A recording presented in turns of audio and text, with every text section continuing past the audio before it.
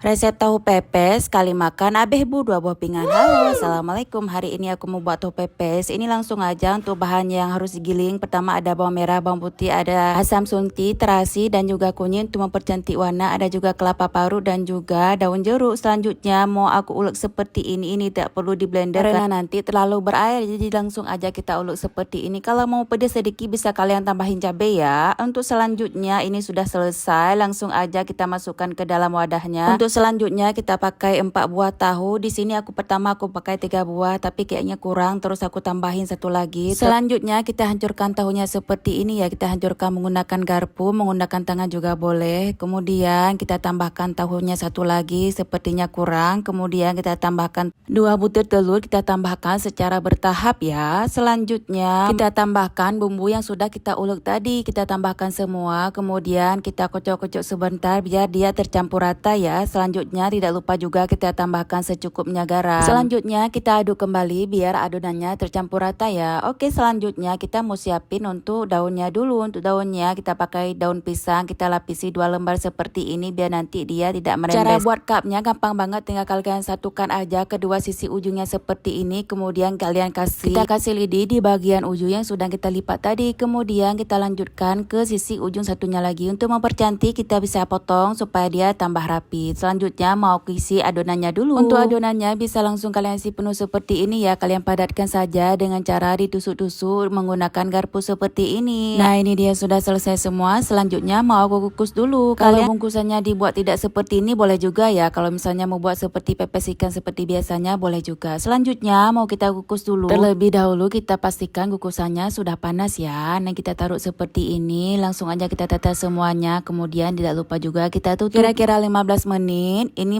tahunya sudah matang, sudah bisa kita angkat. Mau kita jepit, mau kita pakai tangan sama aja ya. Yang penting tahunya sudah tertata di atas piring. Ini aku pakai tangan aja biar cepet. Selanjutnya kita mau suruh rasa dulu resepnya yang kita buat tadi sama si bocil. Kata si bocil ini enak banget dan ini kaya akan protein ya. Kalian bisa coba, ini cocok juga untuk anak-anak dimakan di rumah. Ini dia hasilnya. Selamat mencoba resepnya ya. Salam sayang.